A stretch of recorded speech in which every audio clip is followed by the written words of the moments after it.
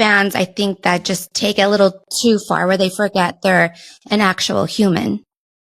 Yeah, I think this is really important to note that they're people before they're players. And oftentimes, as fans and fanatics, we forget that. And we think that they're supposed to go out there and be robots, that they're not supposed to be affected by anything off of the field, that they can't have anything going on in their personal life. They're just only supposed to perform.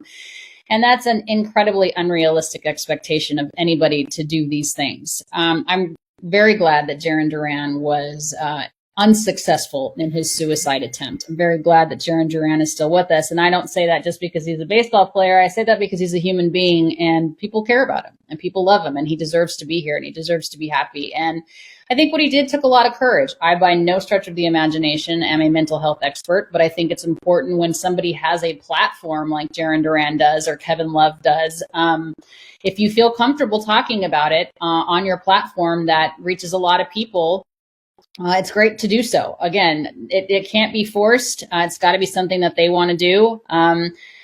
But mental health is a real issue. And, we always talk about players going on the IL with physical ailments and physical, maladies, but mental health, especially in a game of baseball where you fail. I mean, Hall of Famers fail 70% of the time. If you've succeeded 30% of the time in baseball, you're in the Hall of Fame.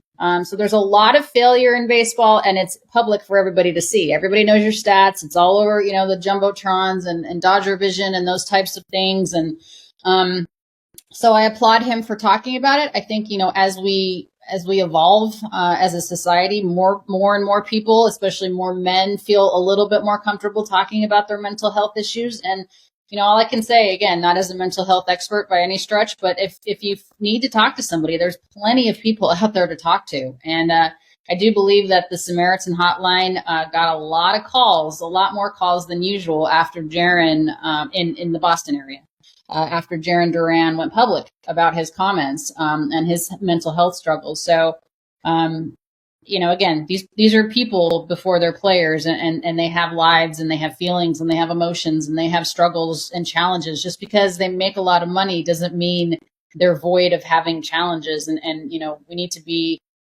more compassionate, I guess, when it comes to these athletes and understand that they're human beings first.